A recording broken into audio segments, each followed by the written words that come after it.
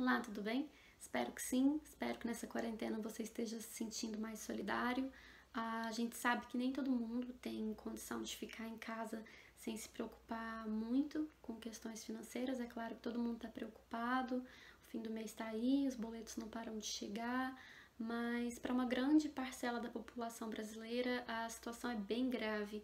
Tem muita gente que não vai conseguir pagar água, energia, aluguel, mesmo alimentação.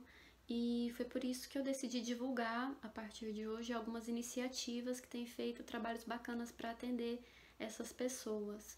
Um, Queria começar hoje por uma iniciativa do Teto Brasil. Ela está sendo realizada pelo Catarse, que é um site de financiamento coletivo, e eles estão com um projeto chamado Por uma Quarentena Mais Justa.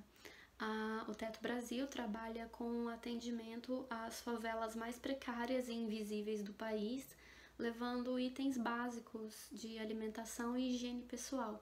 Então, se você puder, se você tiver condições de contribuir, eu vou deixar mais informações na descrição do vídeo.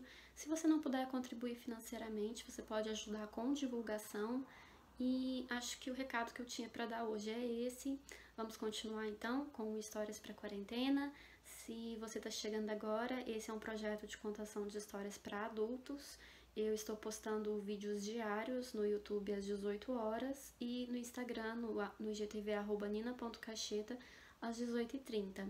Se você quiser ser notificado quando tiver um vídeo novo, é só você se inscrever no canal do Recanto da Prosa no YouTube. Então, vamos para a próxima história. A primeira história que Sherazade começou a contar ao seu marido, o rei Sheriar, para tentar salvar a sua vida, falava de um mercador que provocou a fúria de um gênio ao matar seu filho. O gênio, então, concedeu ao mercador apenas 1 ano de vida, depois do qual ele deveria voltar até o local onde eles se conheceram para pagar sua dívida de morte. No entanto, no dia em que o mercador foi se encontrar com o gênio, 3 sheiks apareceram no local e cada um deles negociou 1/3 da vida do mercador a troco de uma história. O primeiro sheik, que trazia uma gazela, contou a sua história e conseguiu 1/3 da vida do mercador. O segundo sheik, que trazia 2 cães, também contou a sua história e também conseguiu 1/3 da vida do mercador. Então, o terceiro sheik se levantou, fez a mesma proposta e começou a falar.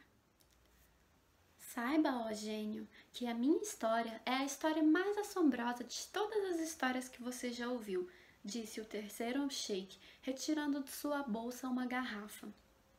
Não trago nenhum animal, continuou ele, mas veja essa garrafa, ela está cheia de encantamentos, e logo você vai entender o porquê. Mas deixe-me começar do começo. Eu tinha uma esposa que eu amava mais do que tudo. Eu sempre lhe dei muitas riquezas, roupas e joias e achava que o meu amor era correspondido. Mas o amor dela era só aparência.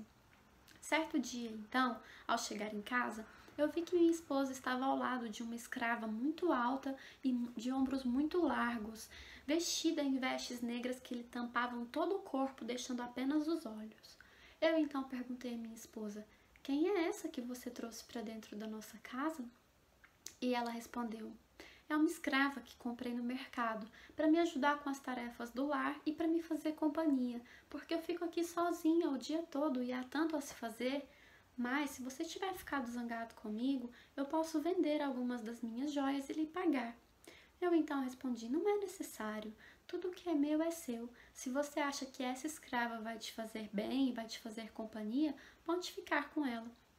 Minha esposa então agradeceu e nós tivemos um dia muito agradável. A escrava nos serviu, sempre em silêncio e sempre um pouco afastada de nós, mas eu não desconfiei de nada. À noite, quando fomos dormir, eu peguei no sono depressa, mas acordei no meio da madrugada, num susto, como se Deus tivesse me chamado. Me sentei na cama, me pus de pé e então percebi que minha esposa não estava ali. Mas naquele momento ouvi 2 vozes conversando na sala ao lado. Uma era de minha esposa, outra era uma voz de homem, grave como um trovão. E a voz dizia: sua maldita, você me deixou sozinho o dia todo. Você não pensa em mim? Eu ainda tive que servir o seu marido vestido de mulher o dia todo. E minha esposa respondeu: É claro que eu penso em você o dia todo, eu te amo, eu sou apaixonada por você. A voz então retrucou: Nesse caso, prove o seu amor, fuja comigo, vamos fugir nesse exato momento. E minha esposa disse: Como você é bobo, nós não podemos simplesmente fugir assim. Mas eu tenho uma ideia. Vá até a cozinha, pegue uma faca e mate meu marido.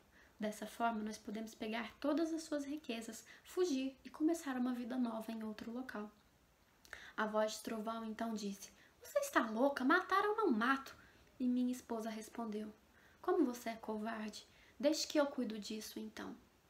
Neste momento, eu voltei para a cama, me deitei e fingi que estava dormindo, preparado para reagir a um ataque de faca. Então, escutei a porta se abrindo, escutei os passos dela se aproximando, e então ela sussurrou: Você está acordado ou dormindo? Eu pretendia fingir que estava dormindo, mas minha fúria foi tanta que me virei para ela e respondi: Acordado. Acordei no meio da noite porque tive um pesadelo horrível com uma esposa adúltera. Ela então sorriu e eu percebi que ela trazia um cálice. Neste momento, ela jogou o cálice sobre mim e caiu no meu corpo uma água quente como se estivesse fervendo. Ela então disse: Transforme-se num gato. E imediatamente eu comecei a sentir o meu corpo se encolhendo. Olhei para as minhas mãos e elas foram se tornando patas. E antes que eu pudesse reagir, minha esposa me agarrou, me levou até a sala e me jogou num saco, fechando-me ali. Eu fiquei desesperado, tentando fugir, tentando sair, até que me cansei e fiquei ali, esperando pelo meu destino. Percebi quando o dia amanheceu e então senti que alguém pegava o saco e andava comigo até a rua. Então, o saco foi jogado sobre uma superfície dura e sacolejante. E por algum tempo eu fiquei ali. Foi aumentando o calor, eu fui percebendo que eu devia estar em uma carroça ou em algo assim. E comecei a desmaiar e acordar, com fome, assustado, com sede, num desespero que eu nunca havia sentido antes. A certa altura, a superfície parou de sacolejar. E então alguém abriu o saco. E eu teria fugido nesse momento, mas como estava muito fraco, só conseguia erguer a cabeça. Vi então um rosto queimado pelo sol, magro e de uma aparência muito simples. O homem que olhava para mim disse: Pobrezinho, é um gato, deixe-me tirá-lo daí. E quando ele me tirou, eu percebi que de fato eu estava numa carroça que estava atulhada de mercadorias e que nós estávamos atravessando um deserto. O homem então disse: Pobrezinho, você deve estar com sede. E pegando seu cantil, colocou um pouco de água na mão e me deu de beber. Depois que eu havia bebido a água, o homem disse: Pobrezinho, você deve estar com fome. Abriu sua bolsa, tirou um pedaço de carne e colocou na superfície da carroça para que eu comesse. Mas, ao invés de me abaixar para comer, como qualquer animal, eu peguei a carne com as patas e levei até a minha boca. O homem então se assombrou e disse: Que estranho, você come como uma pessoa. Bichinho curioso, você vai me fazer companhia enquanto eu atravesso os desertos para vender minhas mercadorias. E o homem foi se afeiçoando a mim, e nós fomos viajando até chegar a uma cidade onde ele começou a vender suas coisas. Eu fui percebendo que algumas pessoas ludibriavam o homem e ele não percebia, pois quando ele pedia um preço, às vezes as pessoas pagavam um pouco a menos e ele colocava o dinheiro na bolsa sem notar que estava sendo enganado. Percebendo aquilo e querendo retribuir a gentileza do homem, eu me aproximei dele e comecei a lhe fazer sinais.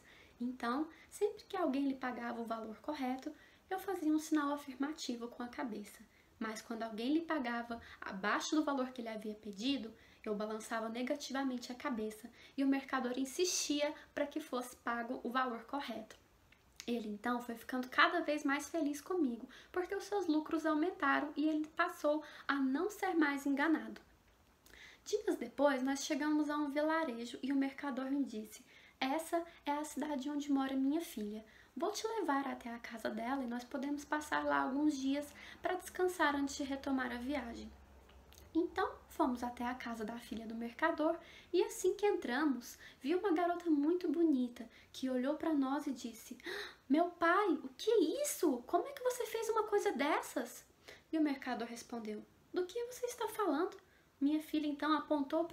A filha dele então apontou para mim e disse: Isso não é um gato, isso é um homem. Como é que você traz um homem enfeitiçado para dentro da minha casa? E o mercador respondeu: Eu não sabia que era um homem enfeitiçado, mas agora que você falou, realmente ele come como um homem e ele sabe fazer cálculos melhor do que eu. Você pode ajudá-lo, minha filha? E ela respondeu: Posso, é claro que posso, porque aquela garota era versada nas artes da feitiçaria. Ela então buscou um cálice, colocou um pouco de água ali e fez o seu feitiço. Então jogou a água sobre mim e disse: Transforme-se num homem. E naquele momento eu senti meu corpo crescer, olhei para as minhas patas e percebi que elas haviam voltado a ser mãos humanas. Então, assim que me vi transformado novamente num homem, eu fui até a garota, me ajoelhei e beijei seus pés. E lhe disse: Minha senhora, o que posso fazer para recompensá-la? E ela respondeu: Não é necessário fazer nada para me recompensar. Eu fiz isso porque senti que você precisava da minha ajuda. E então eu percebi que o coração daquela jovem era bom. Mas antes que eu dissesse qualquer coisa, ela disse: No entanto, sinto que foi a pessoa que fez isso com você merece ser punida. Então ela pegou novamente o cálice, colocou água, fez um feitiço e botou a água numa garrafa, que é essa que você está vendo. Ela então me entregou a garrafa e disse: Vá até a casa de sua esposa e assim que ela abrir a porta, jogue essa água sobre ela e escolha um animal. Pois bem, cá estou eu, a caminho da casa de minha esposa, para jogar essa água encantada nela. E já sei até o que vou fazer. Vou transformá-la numa mula e vou pegar todas as suas roupas, todas as suas joias, colocar tudo em sacos pesados e colocar em seu lombo para que ela carregue tudo até a casa da filha do mercador, pois pretendo me casar com aquela garota agora que sei o que é amor verdadeiro. Então, na forma de mula, minha esposa verá a minha felicidade e verá outra mulher sendo feliz comigo ao meu lado e com todas as suas riquezas. Então, gênio, é ou não é a história mais assombrosa que você já ouviu? E o gênio respondeu: Sim, de fato é a história mais assombrosa que eu já ouvi. Eu lhe concedo o último terço da vida do mercador. O gênio, então, olhando para o mercador, disse: Sua dívida está paga. E se transformou numa nuvem de areia. O mercador, então, chorando, emocionado, se levantou, agradeceu os 3 sheiks e disse: Venham comigo até a minha casa. Eu juro que vou vender tudo o que eu tenho para recompensá-los por isso. Mas os sheiks disseram que não era necessário e cada um seguiu seu caminho. O mercador então voltou para casa, reencontrou sua família, que ficou muito aliviada e chorou e agradeceu a Deus. E então, por muitos anos, ele teve uma vida feliz e próspera, até que morreu bem velhinho, já sentindo que havia cumprido sua missão sobre a terra. Neste momento, a Aurora alcançou Sherazade e ela parou de falar. Então, sua irmã Dinazade disse: Como são assombrosas suas histórias, minha irmã? E Sherazade respondeu: A história do mercador se acabou, mas de onde saiu essa, eu tenho outras ainda mais assombrosas e poderei contá-las para vocês. Isso é, se o rei me deixar viver. O rei Shahryar, então, muito curioso para conhecer outras histórias além da história do mercador, pensou consigo mesmo: Vou conceder mais um dia de vida a Sherazade.